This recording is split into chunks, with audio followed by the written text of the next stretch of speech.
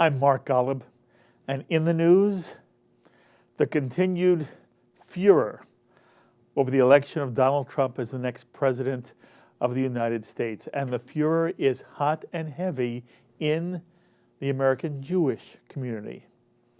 Jonathan Greenblatt, the national director of the Anti-Defamation League, has taken a leading position among Jews who believe that the Trump win will be a social disaster for the United States, threatening to issue in 4 years of racism, discrimination, and a white supremacy that will prey on minorities of color. And Jonathan Greenblatt also contends that Donald Trump will foment a rise in anti-Semitism, and those in agreement with him point to a rise of hideous expressions of anti-Semitism on social media and physical displays of pro-Nazi anti-Semitism, such as the appearance of a swastika drawn at the New School in Manhattan. And Donald Trump's appointment of Steve Bannon as chief strategist has evoked enormous criticism of the former head of Breitbart, which critics of Bannon describe as racist, white supremacist, homophobic, and anti-Semitic, an anti-Semitic website, and therefore argue that Bannon himself is a racist, white supremacist, and an anti-Semite.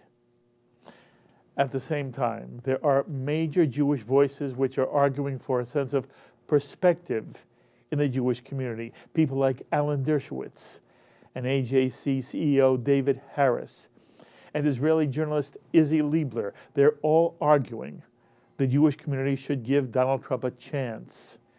And there are those who know Steve Bannon and contend he is not at all an anti-Semite, but in fact is enormously pro-Israel and pro-Jewish. There's no question that the Trump victory has polarized much of our nation, turning friends against each other, literally breaking up friendships.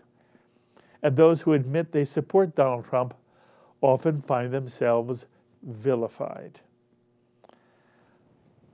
I would mention, by the way, I've received scathing emails from those on both sides, some blaming me for not being hard enough on pro-Trump spokespersons, while others castigate me for being too hard on Trump representatives. And I recognized this comes with the territory when one refuses to pick sides, but insists on a journalistic posture that seeks only to provide information to the viewers.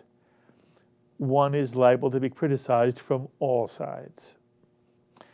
Well, on this edition of In the News, we have the opportunity to hear from a journalist and an author who's been immersed in election 2016 and has a real feel for who Donald Trump is, who Steve Bannon is, and what America and American Jewry is likely to experience in the next 4 years. It is my pleasure to have with us from Wilmington, Delaware, author and journalist Sasha Issenberg, a contributor to Bloomberg Politics and the co-author with Joshua Green of a piece in Bloomberg Business Week entitled "Trump's Data Team Saw a Different America, and They Were Right." And Sasha, thank you so much for joining us. Thanks, Mark. Glad to be here. Sasha, I want to know a little bit about you. Do I understand you went to Horace Mann here in New York? I did, yeah. Yeah. My daughter was at Horace Mann. Our director, Sloan Copeland, says he was just a couple of years ahead of you. He remembers you, and he's not at all surprised you went into political writing and politics. So you obviously have done very well for yourself. You went to Vassar? No, I went to Swarthmore. Swarthmore. Okay. Close enough. Okay. And did you grow up in the New York area? I did. I grew up in Westchester in Larchmont and went to Horace Mann from 7th grade onward. Okay. And just again, to position yourself for the JBS audience, did you grow up in a mainstream Jewish home in Westchester or what? Yeah, I was bar mitzvahed in a conservative shul in Larchmont, Bet Emet, with Rabbi Herschel Portnoy. So yeah. And people always ask me, in terms of Bloomberg News and in terms of yourself in general, so that we understand where you're coming from, how would you position Bloomberg in terms of left, center, right? How would you position yourself? I mean, I've always prided myself on being neutral as a journalist. I write about the left and the right. I have sources who are Democrats and Republicans. I'm registered without party affiliation, and Bloomberg is an organization that, prizes its neutrality. I mean, obviously the company's owner is somebody who's been a Democrat and a Republican and an independent, but he's not involved in day-to-day news decisions. And the primary audience for Bloomberg is a financial audience that wants pretty straightforward news on politics and government in addition to business stuff, and we try to give it to them. Very nice, and I appreciate your perspective. Okay, Sasha, as you watch the 2016 election unfold, and you wrote a piece with Josh Green as well, from your perspective, why did Trump win? I think that we saw a few big movements in the electorate from 2012. Not all of them were evenly distributed, but in no particular order, we saw places where Democrats didn't turn out at the same rates that they did in 2012. I think this was particularly acute in Michigan and Wisconsin, yes, which Trump won for the first time for a Republican in 30 years. Yes. You saw in Detroit and Milwaukee turnout go down significantly.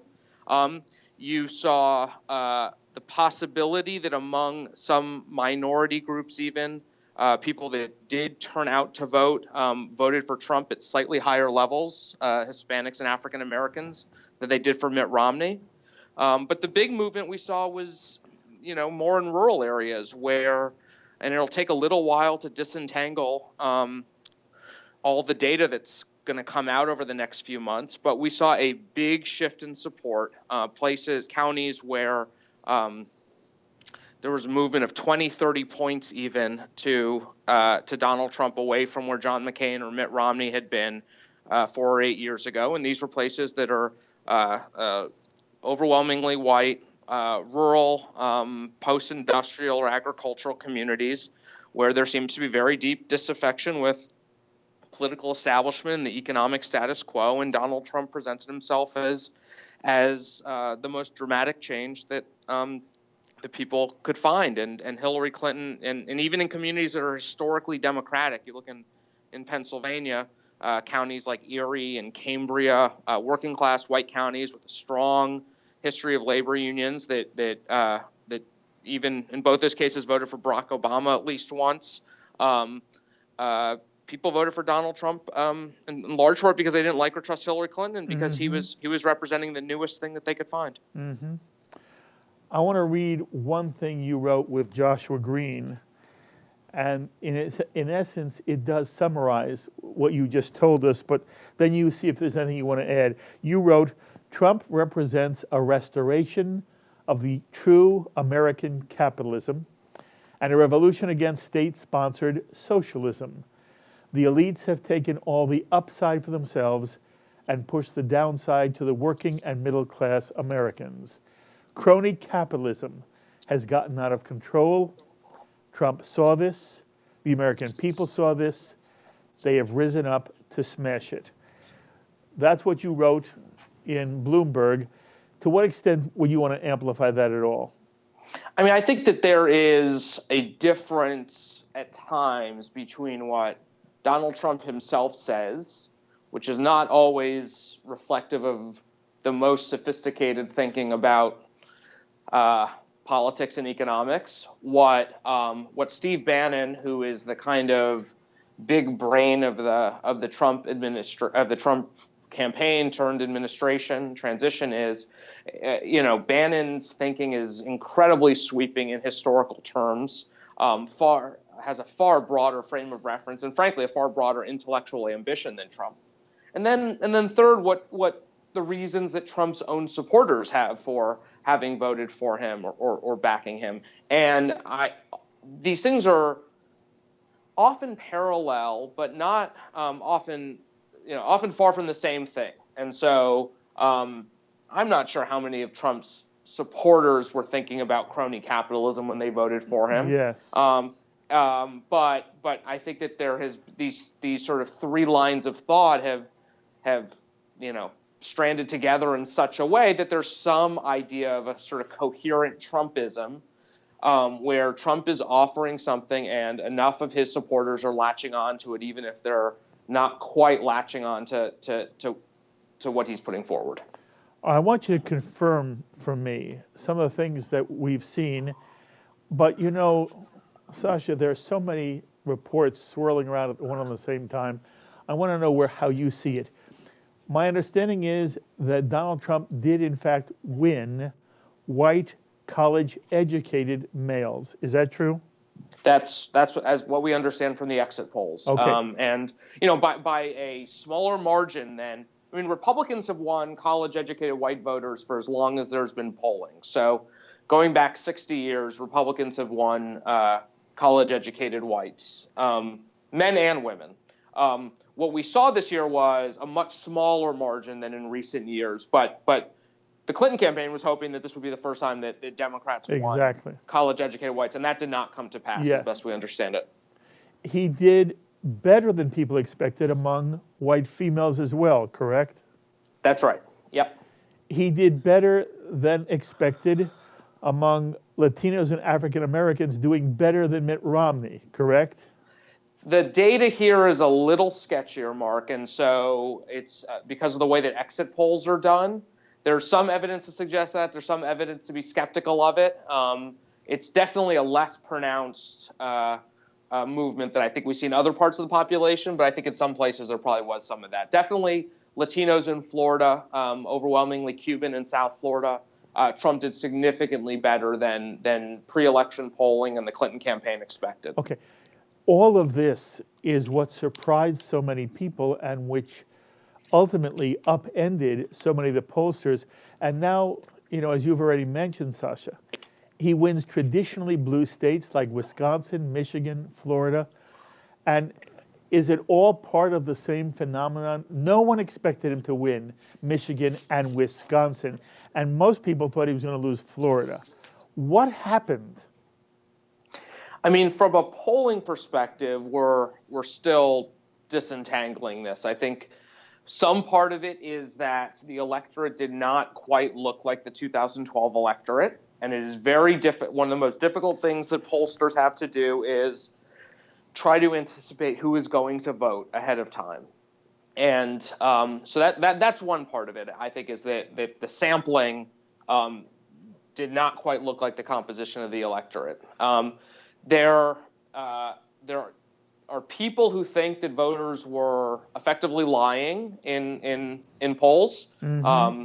There's what social scientists call social desirability bias, that you tell the pollster what you think is sort of they want to hear or what is polite to say. And I think that could go in two different directions. That could be people being unwilling to acknowledge that they were voting for Trump because he was so controversial. It could also be, I imagine, some college-educated women who are being asked by a pollster if they're going to vote for the first woman president, and have been hearing for 5 or 6 weeks that sexism and misogyny is the biggest issue in the campaign, and they get called by a pollster, and maybe they don't want to say that they're not voting for Hillary, so they say that they're undecided. Mm-hmm. That may be part of it, and then there definitely was. I think that there's a structural reason why polls tend not to have enough rural people in their samples. And there's a sort of technical explanation behind it. But I think what it amounts to is that pollsters may just not be calling or completing enough interviews with people in rural areas. And I think that could be compounded this year if you have a big shift of support to Trump. Trump spent a lot of the fall talking about how the media was rigged, how the polls were rigged, a big theme of sort of mistrust of institutions, especially media institutions. And so you could imagine that Trump supporters might be just less likely to complete a poll when they're called than Clinton supporters. Yes. And so, we've known for a while that this is a very difficult time for polling. People don't answer the phone at the same rate. A lot of people don't have landlines, all sorts of issues. And it could be that the sort of psychological dynamics around Trump's candidacy could have accelerated a lot of problems that we knew already were there in polling. Very interesting. By the way, there were many people, especially in states like Wisconsin and Michigan, who voted for President Obama, if not twice, at least once. And now these same people are voting for Donald Trump. And Sasha, there were many people arguing that Trump supporters were, to use Hillary's words, deplorable, and therefore only someone who himself or herself was a racist, a white supremacist, an anti-Semite, only such a person would vote for Donald Trump. And here we had people who supported Barack Obama really making the difference in some crucial states. How do you see all that?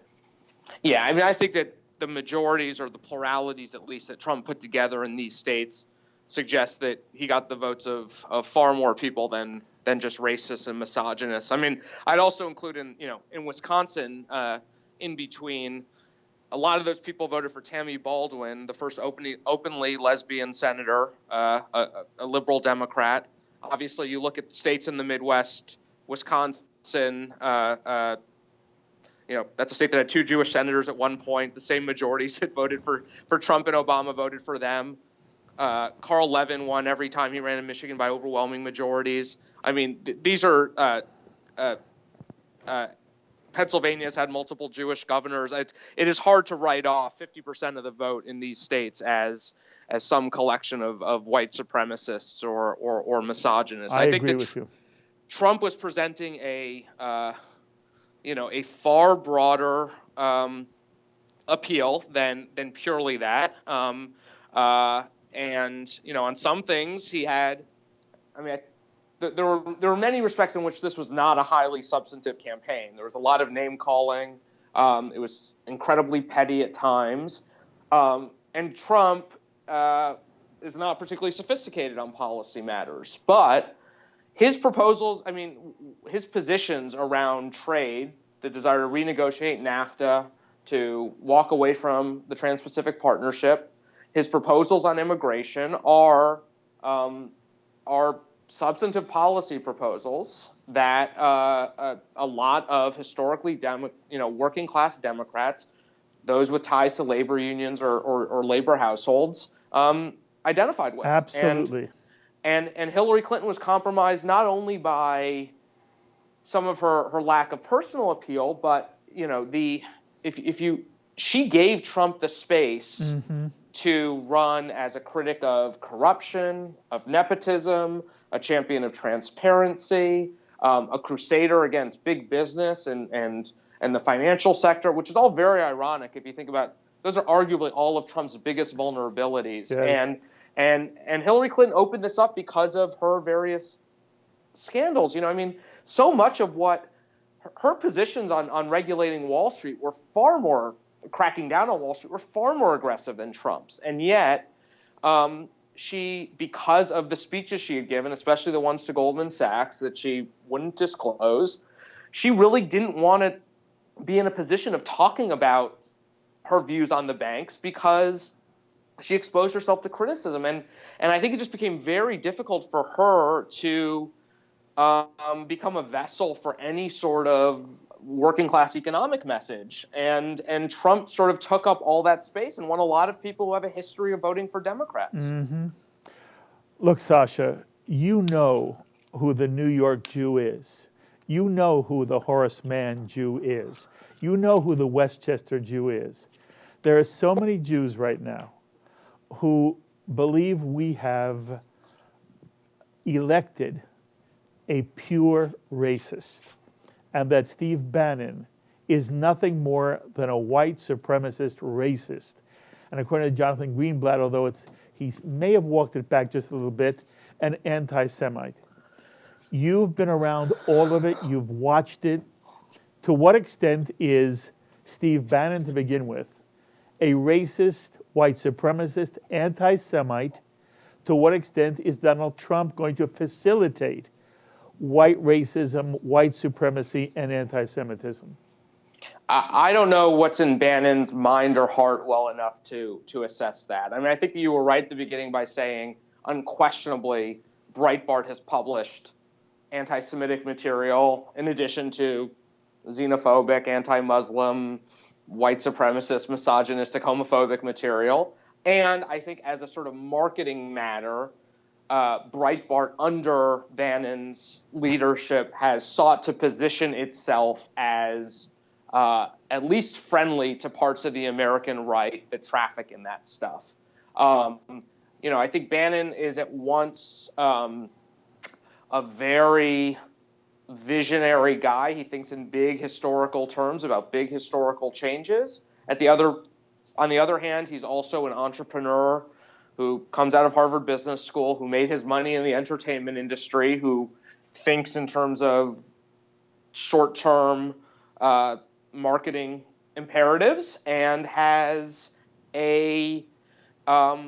I think a very good instinct for what works as a large-scale niche digital media product. Mm-hmm. And what works in digital media is finding small but intensely dedicated communities of people who not only read your stuff but share it and promote it and are loyal to it. And what Bannon has been clear about is that he saw the growth in political media as being to the right of the mainstream Republican Party. And some of that is on policy stuff. He attacks Paul Ryan on all sorts of things. But he also realized once you start to get out, towards the far reaches of the right, just as when you get out to the far reaches of the left, you find people who engage in a lot of conspiratorial thinking that is pre-modern in different ways. And I think that what Bannon learned from that experience at Breitbart was how politically potent that energy was. And there was that fairly long ad that Trump ran, his sort of closing argument at the end of the campaign, that talked about power in Washington and the banks, and had pictures of, I believe in order, George Soros, Lloyd Blankfein, and Janet Yellen, the only people other than Hillary Clinton who were pictured in this ad. It didn't say Jewish at any point, but if you have as deft an understanding of world history as Bannon does, it's hard to have a message like that and images like that and not be familiar with the long history of anti-Semitic propaganda that used them. And so I think that what one could definitely say about Bannon is he's alert to the power of this stuff, and he is willing to play more closely with it than a lot of people in American politics have thought was appropriate, because he sees the benefit. Trump, I don't think Trump has that level of sophistication, frankly. I think that if you look at the fact that his daughter is now an Orthodox Jew, his son-in-law and closest advisor is an Orthodox Jew. I don't think that Trump is by any means anti-Semitic. I do think that Trump is, obviously incredibly opportunistic, as a lot of politicians are. The difference is that Trump doesn't come with an ideological grounding. And so Trump went where his supporters were. And a lot of his supporters were on the far reaches of the right. And they believed or were willing to believe or play with ideas that are dangerous. And I don't think that Trump either had the knowledge or courage to stand up to them.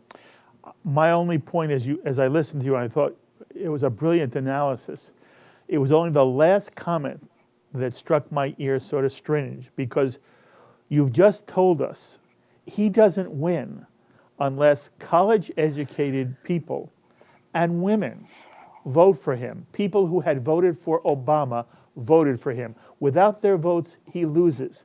And you said you can't believe that these are also racists and xenophobes and people who want to basically tear down the social order because it is now multicolored. So my own feeling is that I have not seen anything in Trump that suggests to me he's anti-Semitic. I hear people tell me all the time that while Bannon is is labeled anti-Semitic and a racist. You can't find anything with his name on it. You do find Breitbart, but you don't find anything he said or done that suggests he is either anti-Semitic or racist or wants to in some way change the social character of the nation. And that, as you wrote with Josh, this is a capitalist-oriented ideology that he has, where he believes he's going to build America up, and Donald Trump is just the perfect embodiment of that, and that Trump resonated, his message resonated, a message, Sasha, we now hear being expressed and lauded by Chuck Schumer, who's going to be the Democratic majority leader, that it is that message that somehow resonated, not racism and anti-Semitism and xenophobism, homophobic feelings that were definitely part of a slice of the Trump supporting base, but not the overwhelming number that made him president of the United States. And no, I think that, I mean, Mark, like, no, you cannot get 46 or 48 or 51% in any state in this country relying solely on racists and anti-Semites and xenophobes. So you are putting together a broad coalition in any state in the country to get up to that number that is crossing not just those lines, but across class lines and education lines, and you can't win with exclusively white votes in most states in the country. Yes. 51%. So yes. So unquestionably, Donald Trump has gotten elected with a coalition that's broader than that. Okay. It is worth noting in the brief political career of Donald Trump, though, literally the base. I mean, if you think of it in architectural terms, the first people in on the Trump support were probably the ones who were most likely to share those dangerous ideologies, and the last people to come on board were the sort of high-educated professional whites who we think are least likely. And the question is, who does Bannon or Trump think that they owe his political loyalty to? And who will he be most willing to disappoint as president? What's your answer, Sasha? I don't know. I don't think they expected to win the presidency 10 days ago, and I think that they are still thrashing around to figure out how this is going to work. And I think that this is one of the reasons why his relationship with Republicans in the House and the Republican National Committee and other Republican electeds is important. If they cut him loose, if they decide at some point that they disagree with him and they're going to go their own way, to some degree they are pushing Trump back into the people who first supported him in the primary. So do mainstream establishment Republicans succeed in kind of co-opting him and taking him in, and by extension, sort of reducing the influence that the far right has on him? I think that's a big political question over the next couple of years. Sasha, you are wonderful to speak with. I hope you'll let me call you again. You have fascinating analysis, and I would love you to be heard more on JBS. I thank you for the time, and again, you have to agree to let me call you again. I'd be happy to. Thank you, Mark. You. Be Good well. talking to you. Enjoyed Thank you. The thoughts of Sasha Issenberg, a contributor to Bloomberg Politics, and the co-author with Joshua Green of a piece in Bloomberg Business Week entitled "Trump's Data Team Saw a Different America, and They Were Right." And you heard Sasha tell us who that America was. I am struck by the extent to which there is such enmity in the Jewish community now for people who support Trump and for those who refuse to accept he is president. And it's my hope that the kind of rhetoric that we've seen in the Jewish community, it mirrors something going on in the American community in general, but there's something about it that is so un-Jewish. And it is my hope that in the very near future, we will all begin to argue about the issues without vilifying those who may support or not support Donald Trump.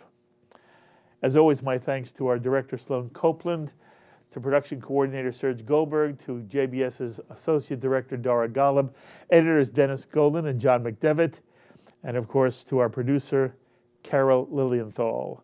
Until the next time, I'm Mark Golub. Be well, my friends.